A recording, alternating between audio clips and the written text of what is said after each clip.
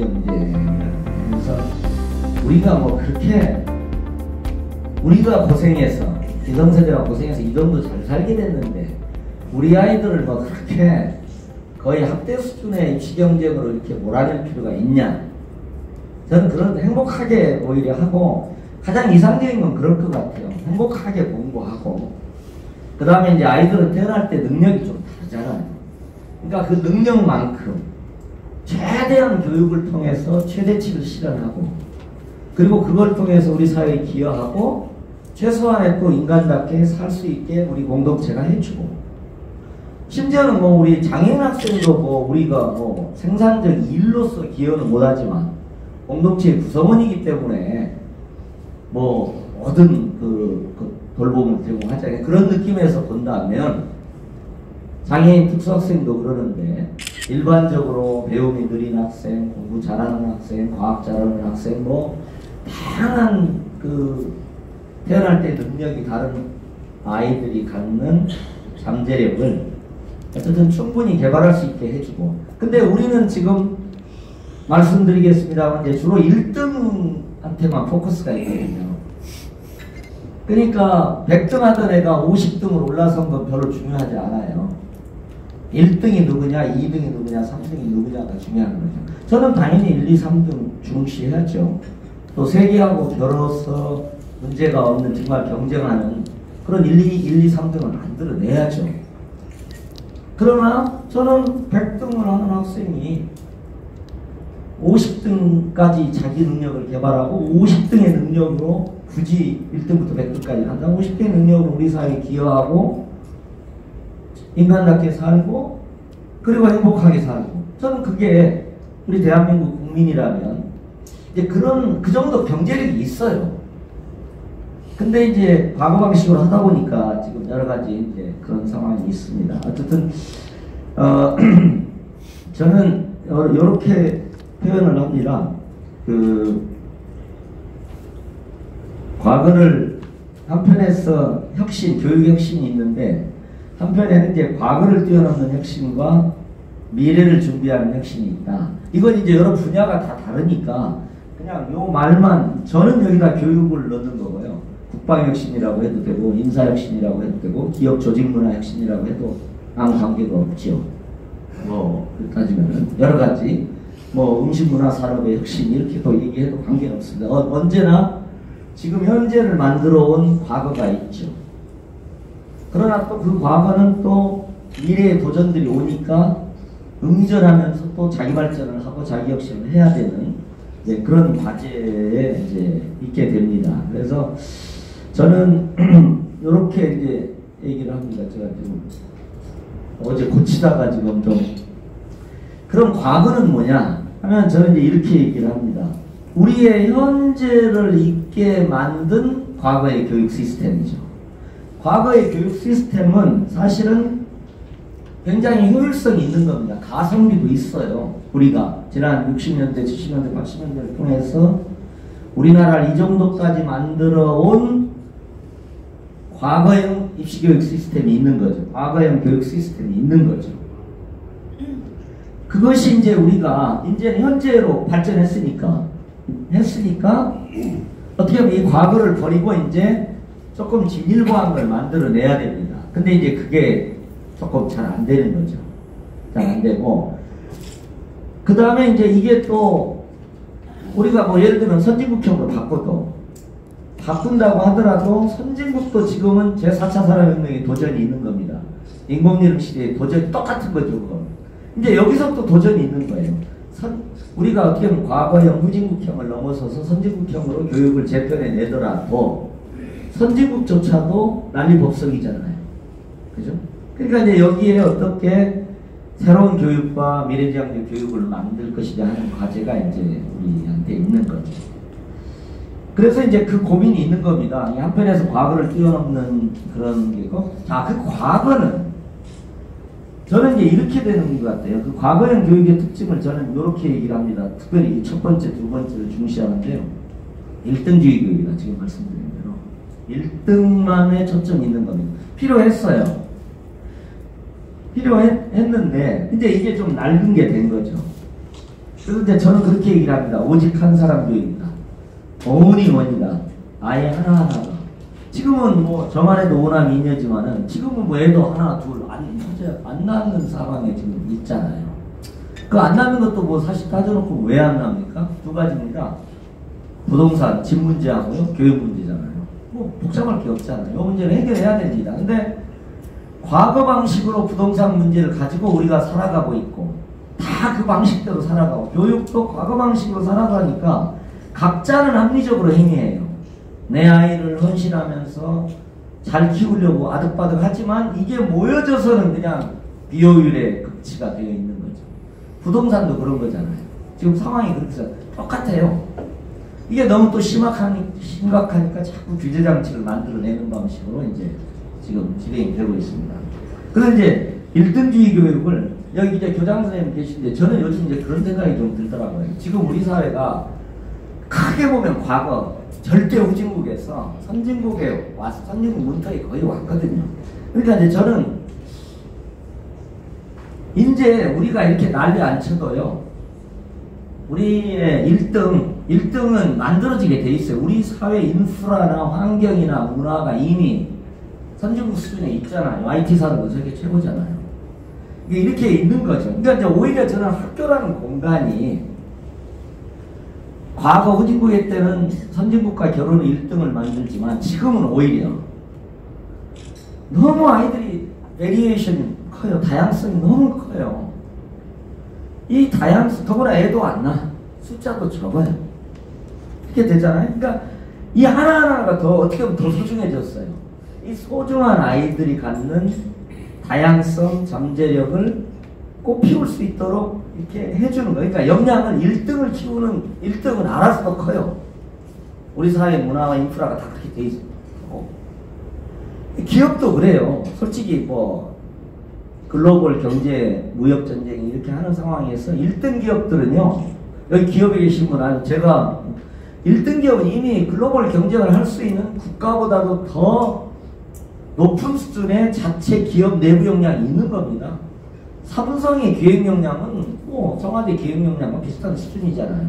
그러니까 1등은 알아서 살아요. 저는 제가 볼 때는. 그러니까 그렇게 따져놓고 보면 중소기업도 숨 쉴 수 있게 해줘야 되고 자영업자도 숨 쉴 수 있게 해줘야 되고 그래야 돼. 그러고 요게 이 엮어진 이 관계에 건강한 긴장과 상호 공생관계를 만들어줘야 되는 거죠. 교육도 마찬가지인 것 같아요. 저는. 그래서 저희가 이제 뭐 교육청에서 이렇게 보면 요즘은 이렇게 부정 학생도 많고 그러죠. 엎드려 자는 학생도 많고 그죠? ADHD 학생도 많고 왠지 모르겠어요. 저 가끔 그런 생각을 많이 해요. 근데 그거 하나하나를 1등 입시 경쟁의 관점에서 보면 찌질이잖아요. 그렇죠? 그러나 가정을 가면 이 아이는 세상에 하나밖에 없는 소중함이죠. 애도 안 낳는 상황에서. 지금 그렇게 돼 있는 겁니다. 그래서 요거 그리고 선생님의 역할도 이제 이게 우리 미래교육하고도 연관이 되는 부분이기도 한데 암기식 지식교육하고 연관입니다. 제가 단순화시키면 이렇잖아요. 자, 지식을 많이 갖고 있는 선생님이 계세요. 그죠? 그 다음 지식을 받아먹어야 되는 학생이 있어요. 그리고 그 중간에 지식의 이 집약체인 교과서가 있는 겁니다. 교실이라는 공간에서 그죠? 선생님, 지식이 많은 선생님들이 교과서를 디딤돌로 아이들에게 더 많이 지식을 떠먹여줘야 되는 거죠. 지식의 양을 늘리는 교육입니다. 선생님이잖아요. 그죠? 근데 이제 지금은 여전히 가르친다는 건 이렇게 가지만 어떻게 하면 아이의 주도성, 우리가 보통 자기주도적 학습이라고 표현하는 배움의 스스로 주체가 되도록 하는 거죠. 스스로가 교사하고는 다른 사고를 하게 하는 거죠.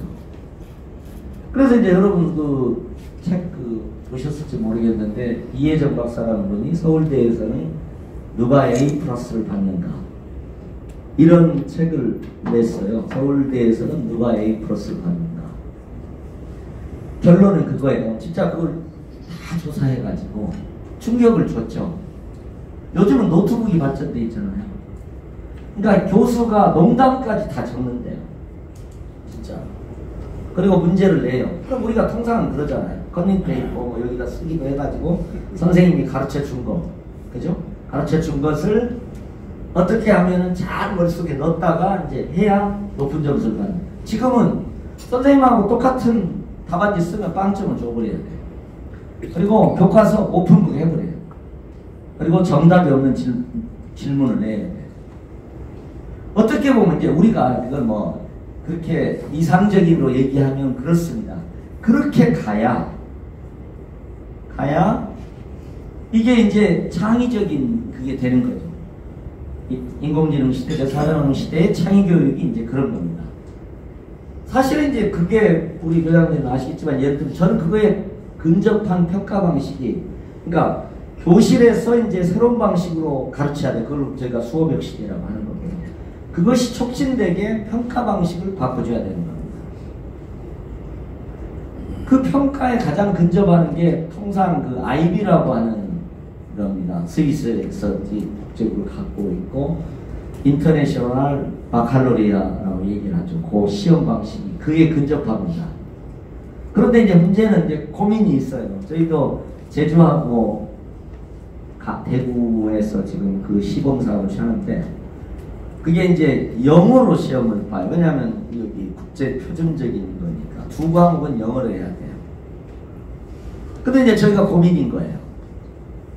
IB를 도입을 하면 어디가 가장 먼저 하겠어요? 외고 같은 데가 먼저 하죠. 그죠? 실제 경기도는 경기외고에서 해요. 자, 그러면 이제 아까 제가 말씀드렸던 어떻게 보면 수월성 교육과 평등 교육의 조화라고 많이 한다고 그러면 굳이 이걸 수월성 교육이라고 한다면 수월성 평등 조화의 지점에서 이게 이제 외고, 특목고, 영어 잘하는 데가 그냥 쫙 가버리죠. 그러면 교육의 평등성은 더 험악해지죠. 솔직히 구더기 무서워서 장을 못 딴 거예요. 솔직히 그런 부분이 있어요. 그러니까 그리고 그게 능사는 아니에요. 그러니까 한쪽으로만 가버리면 저는 이제 제가 최근에는 우리 사회가 절대우진국이 아니기 때문에 하나의 가치를 가지고 막 이걸 최대로 실현하면 막 최고 좋은 거라고 생각을 해요. 근데 요즘은 제 생각이 약간 바뀌었더라고요. 어떻게 하면 두 개의 가치의 균형 지점을 찾을 건가, 두 개의 가치의 조화를 만들어낼까. 예를 들면 이런 겁니다. 학교라는 공간에서 선생님이 있죠, 여기 있죠. 그럼 보통 이 선생님을 존중한다는 게 교권이라고 말했던 거죠. 학생은 뭐 이런 배움의 지식을 떠먹는 존재는 뭐 인권이고 말할 것도 없어요. 그러다가 민주화되고 그러면서 학생 인권을 말하게 된 겁니다. 그러면 저는 요즘 고민이에요. 학생 인권을 제대로 존중하면서 교권과의 조화지점.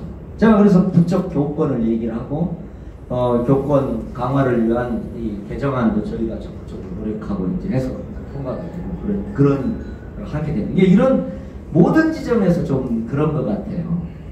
제가 그런 생각을 이제 많이 하고 있습니다. 그래서 이 후진국형 이 부분을 어떻게 이제 이 촉진을 제4차 산업의 인공지능 시대가 더 우리에게 촉진을 지금 요구를 하고 있다고 저는 생각을 합니다.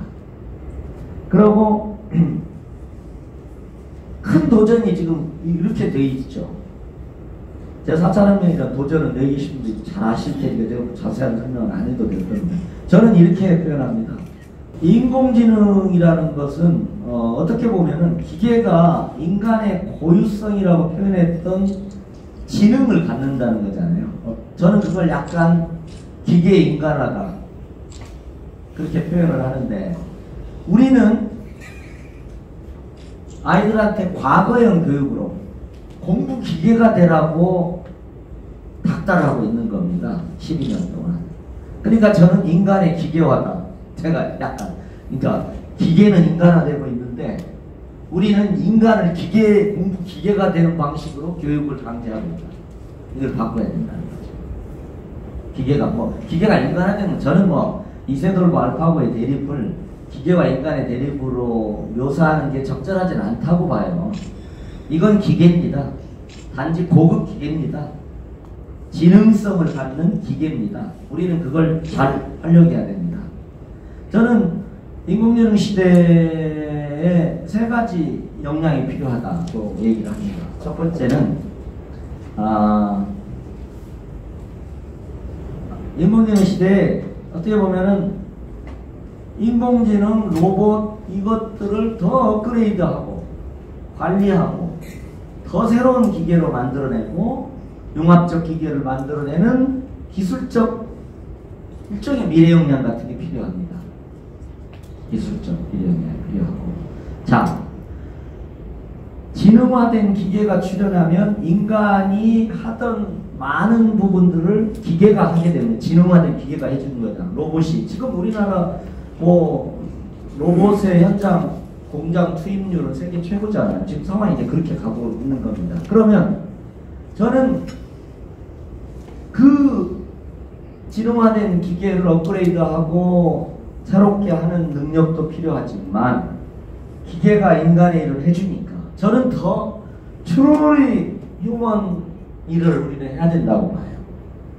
정말 진정으로 인간적인 향유를 더 저는 할 수 있어야 된다고 봐요. 그리고 기계가 못 갖는 인간의 능력들을 더 많이 가져야 됩니다. 거기에는 대개 이거예요. 상상력, 사고력, 문화예술적 역량, 문화적 역량 이런 겁니다. 어떻게 보면. 그러니까 이제 이 부분이 역으로 인공지능 시대 이게 더 필요해요. 거꾸로. 그래서 이제 뭐 그거하고 직접 연관은 아닙니다만 저희는 이제 저는 제가 꽤 자부심을 갖고 있는 정책 중에 하나고 굉장히 광범위한 예산을 투자하는 데 하나가 협력종합예술입니다. 중학교 협력종합예술. 협력종합예술은 뭐냐면 서울의 모든 중학생들이 중학교 3년 6학기죠.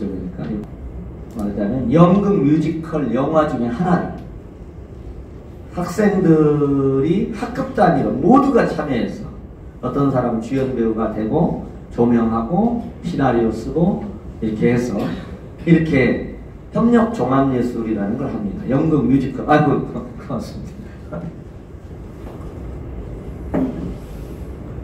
연극, 뮤지컬, 영화 중에 하나를 만들어 보는 거예요. 어떻게 보면 이런 그 문화예술적 감수성을 갖는 것 자체가 사실은 뭐 고급 제품을 만들어내는 어떻게 보면 중국에 우리가 절대 후진국 시대는 결국 쌍계 비지떡이라는 식으로 저가 이걸 만드는 거잖아요. 중국이 인공지능 시대는 훨씬 더 앞서가는 것 같아요. 지금 뭐 서울시장님 뭐 제로페이 하는데 북경이 훨씬 앞서 있습니다.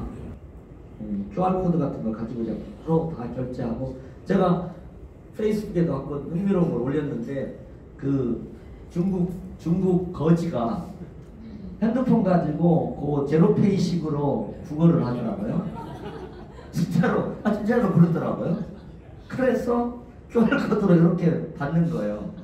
3,000원 결제 받는 거예요. 그러니까 참 근데 이게 우리가 이런 면이 좀 있어. 이제 중국만 하더라도 뭐 인권이니 환경이니 뭐 그런 거 뭐 얼마나 고려하겠어요. 물론 최근에는 많이 고려하지만 그러니까 뭐 국가가 이게 필요하다 하면 그냥 쭉 가는 거예요. 우리 60, 70년대 하던 식으로. 근데 우리는 이제 그게 어려워요. 그렇잖아요. 뭐 목소리도 높고 시민단체도 많고 매일 데모하고 그러잖아요. 이렇게 되는 겁니다. 근데 이제 여기서 우리가 이 상황들을 컴플레인 할 수는 있지만 저는 그걸 전제하고 중국은 국가가 그냥 주도성을 가지고 쫙 가요. 상황이 그러니까. 그건 우리 30년 전 일이죠. 그러나 우리는 어떤 점에서는 중국 수준을 넘어서 있는 겁니다. 국민 하나하나가 다 왕이에요. 다 소비자 왕이고 자기 권리 침해 받으면 참지 않죠. 이렇게 다 있습니다. 인권의식, 환경의식이 있는 겁니다. 그걸 다 감안하면서 미래로 가야 되는 거죠. 그러니까 어려운 거죠. 그러다 보니까 이제 리더십도 옛날처럼 권위주의적 리더십이 아니라 어떻게 하면 요 집단 지성을 모아내는 것, 소통을 통해서 이걸 어떻게 이렇게 하는 능력, 이건 꼭 뭐 대통령만 하는 게 아니고요. 교장 선생님도 마찬가지입니다. 교장 선생님도 학교라는 공간, 제가 PPT가 있는데 끝내야 돼서 학교라는 공간에서도 보세요. 학부모 있잖아요. 학생 있잖아요. 또 행정실 직원 있잖아요. 공무직도 있어요. 비정규직 있잖아요. 그 다음에 지역사회 또 있잖아요. 있습니다. 그러면 교장 선생님도 옛날 같지가 않아요. 옛날처럼 막 교장 선생님들이 요즘은 컴플레인을 해요. 우리가 n분의 1이냐? 그러니까 그게 우리 사회하고 똑같아요. 지금 우리 여기 광화문도 다 텐트 치고 데모하고 다 있잖아요. 학교라는 공간도 그래요. 이게. 근데 어쩔 수 없어요. 과거 향수를 가져봐야 그런 사회는 돌아오지 않습니다. 권위주의적으로 딱딱 정리해주고 말이지 시청 광장 말끔하게 했으면 저도 어떤 때 그런 생각을 할 때가 있어요. 근데 그런 시대는 안 옵니다. 왜냐? 그 과거로 돌아갈 수가 없어요. 이 현실을 놓고 부동산 업자도 민주노총처럼 본인들의 이해가 문제가 생기면 바로 민주노총처럼 머리띠 두르고 출정가를 합니다. 민주노총을 비판하면서. 그 현실이잖아요. 학교라는 공간도 다 그러잖아요. 아이들도 뭐 이렇게 조금만 뭐 하면 이제 바로 교육청 민원 내고 하고 청와대 국민신문고에 내고 이런 상황입니다. 그걸 전제하고 리더십을 발휘하면서 이제 앞으로 이제 가야 되는 이런 과제가 이제 저희들에게 이제 있다고 생각이 들고요. 그래서 지금 여기 뒤에 PPT가 엄청 많은데 시간 관계상 또 여기 또 저한테 또 해주실 말도 혹시 질의나 또 의견이 있으실 것 같아서 제가 이제 그런 생각은 들더라고요. 아까 소개하시면서 슬로건을 내는 따뜻하고 정의로운 교육. 근데 따뜻하고 정의로운 교육은 따뜻하고 정의로운 사회가 안 만들어지면 이게 잘 안 되는 것 같아요. 솔직히 우리 이 치열한 대학 입시 경쟁은 우리 사회가 이렇게 험악하니까 이게 생존 경쟁이거든요. 그리고 부모님 입장에서는 이 험악한 사회, 취직도 안 되죠. 우리 때는 사실은 뭐 두세 개 직장 후보 가지고 그것도 막 대기업이 확장되고 있으니까 가지고 고민했던 시기가 있거든요. 근데 지금은 뭐 제 친구 하나가 이런 친구가 있어요. 제 1년 후배인데 진짜 농촌경제연구원이라고 거기에 학부 마치고 들어갔어요. 연구원에. 그래서 다니면서 석사를 했어요. 근데 연구원이니까 박사가 필요하잖아요. 그래서 연구정보 거기에 그만두고 독일로 박사하러 갔어요. 돌아와 보니까 자리가 없어요. 뭐 그거 다 경험하신 거잖아요. 그러니까 젊은 세대의 분노는 조국 사태를 보면서 그 젊은 세대 분노에 대해서 저는 굉장히 직시해야 된다고 봐요. 저는 이제 마지막으로 이제 그 부분도 저는 좀 생각이 있는 부분이 있는데 이렇게 있습니다. 되게 요즘은 이제 뭐 386, 586 비판하는 거하고 세대 갈등 이렇게 하는데 논리로 보면 이렇습니다. 그러니까 이런 거예요. 자, 기성세대는 노동시장 조건이나 경제적 조건, 우리 경제가 막 도약하는 시기였잖아요. 확장기였던 거거든요. 확장기였잖아요. 그러니까 우리는 두세 개 직장을 가지고 그것도 좋은 직장 가지고 선택을 고민했던 시대인데 그 중간에 80년대, 90년대가 있는 겁니다. 그때는 민주화 시대잖아요. 노조가 만들어지고 쭉 이렇게 되는 겁니다. 그러니까 어떻게 보면 기성세대는 경제 확장기를 살았다는 행운이 있고요. 민주화 시대에 노동조합 운동에 편승할 수 있었다는 장점이에요. 노동조합 운동의 혜택을 받을 수 있다는 장점이 있는 겁니다. 두 개 장점이 기성세대에 있어요. 근데 이게 딱 전환기가 언제가 오냐? 97년 외환위기에 오는 겁니다. 외환위기에 딱 오잖아요. 이제 경제가 막 확장기, 글로벌 막 금융위기 이렇게 쭉쭉 가는 겁니다. 쭉 가는 우리 외환위기 이렇게 되는 겁니다. 그러니까 어떻게 보면 과거와 같은 그런 성장 국면이 아닙니다. 자, 그러니까 어떻게 되냐? 노동시장이 축소되죠. 잡마켓이 축소되잖아요. 축소되죠. 그러니까 젊은 세대는 젊은 세대도 이제 뭐 Z세대, 이게 세대마다 조금 다르지만 더 넓은 의미의 기성세대와 젊은 세대를 보면 젊은 세대는 이제는 좋은 직장을 선택할 수도 없어요. 들어가지도 못하는 상황이 되는 겁니다. 근데 거기에 또 뭐가 있냐? 기성세대는 노조운동이 확장기니까 노동조합에 참여하게 되면 노동이 확장되는 거다. 노조의 조직력의 노조의 우산 속에서 자신들의 이해를 방어할 수 있게 된 거죠. 방어할 수 있게 되는 겁니다. 자, 그러니까 어떻게 해요? 기업은 이미 들어와 있는 종업원이 노조를 가지고 노조의 우산 아래서 자신의 말하자면 고용조건이나 월급이라든가 이런 것들을 처우를 개선하기 위해서 노력하는데 그걸 어떻게 제압할 수 없어요. 과거 방식으로. 어쩔 수가 없어요. 그런 상황이 되니까 어떻게 되냐. 회사는 근데 글로벌 경쟁 속에서 어렵죠. 그러니까 그 어려운 조건에 따른 새로운 불리한 제도를 신규 진입자한테 강제를 하는 겁니다. 그러니까 비정규직을 양산한다든지 조건. 이거 이제 대학교에 이렇게 생각하면 될 거예요. 대학 총장님들이 학생회 운동이 활발할 때는 대학 등록금을요, 재학생은 안 옮깁니다. 안 올려요. 신입생을 올려요. 왜냐? 신입생 안 들어와 있잖아요. 그냥 등록금 책정되면 안 내면 못 들어오니까 신입생 등록금만 올리고 재학생은 조금밖에 안 올려요. 왜냐? 여기는 학생회도 있지, 난리치지, 정거농성하지 이렇게 되니까. 그러니까 이제 세대 갈등이 이렇게 되는 거예요. 젊은 세대는 이 조건 때문에 엄청난 불이익을 받고, 근데 스펙은 10배, 100배쯤 낮잖아요. 우리 세대들 같은 경우는 뭐 대부한다고 수업도 제대로 안 했잖아요. 지식의 양은 훨씬 적을 거 아니에요. 근데 훨씬 좋은 직장에 있는데 여기는 스펙이 얼마나 좋습니까? 영어 하죠, 컴퓨터 하죠. 얼마나 합니다. 그러니 젊은 세대의 분노를 우리가 이해를 해야 됩니다. 그렇잖아요. 고용시장이 축소되는 데 따른 분리. 기성세대는 노조의 우산 속에서 자기 이익을 방어하고 확장해. 기업은 그런 틈바구니에서 불이익한 조건들을 주로 신규 진입자 혹은 노동시장에 진입도 못한 사람들한테 강제하게 되는 상황으로 가게 됩니다. 그러니까 더불어나 그런데 거기에 스펙은 더 좋아요. 개인으로서 역량 개발이 엄청 돼 있어요. 그러니 분노가 안 하겠습니까? 그러니까 이걸 결국 따뜻하고 정의롭고 더불어 사는 사회를 만들어야 돼요. 이 분노를 치유하려면.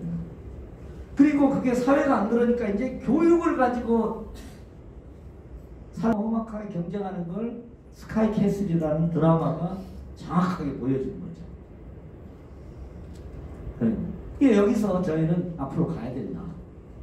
따뜻하고 정의로운 사회를, 이 젊은 세대 분노까지를 끌어안는 의미에서 저희는 사회를 향해서 이렇게, 저는 뭐 기본소득, 그것도 한번 제가 나름 고민해서 이제 쓴 부분인데, 기본소득형 사회복지 체계를 한번 중장기적으로 상상해보자, 이런 칼럼도 하나 쓴 바가 제가 있습니다. 왜 그러냐면 저희도 교육영역에서 보면 너무 파편적으로 이게 복지가 확대되는 거예요. 이게 체계성이 없어요. 그래서 좀 다음 정부는 좀 큰 그림을 한번 그리자.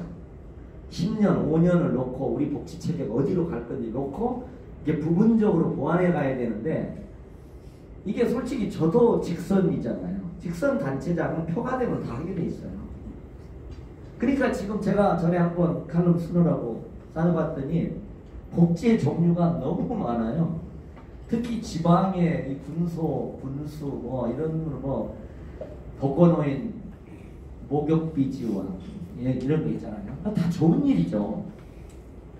그러니까 이 개별 이 복지들이 확대되니까 전체적인 좀 체계적 그림 같은 거 만들면 좋겠다. 이래서 어쨌든 젊은 세대의 분노를 끌어안는 방향에서 우리가 따뜻하고 정의로운 사회를 좀 만들어가고, 그래야 이 교육이 정말 치열한 생존 경쟁이 되지 않고 정말 행복하기 위한 자기개발의 과정으로 이게 좀 정상적으로 교육이 정상화될 수 있지 않겠는가, 이런 생각을 갖게 됩니다.